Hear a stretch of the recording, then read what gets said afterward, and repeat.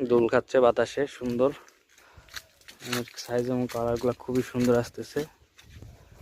দেখেন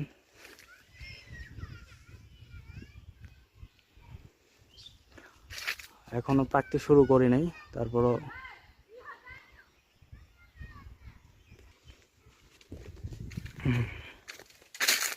এগুলাতে মাশাআল্লাহ যা পরিমাণ আছে খুবই ভালো।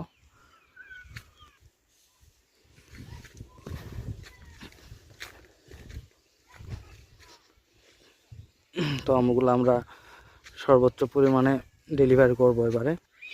আমগুলো মনে হয় আমার জন্য সারি সারিভাবে ধরে রয়েছে, আমি বারবার খাবো।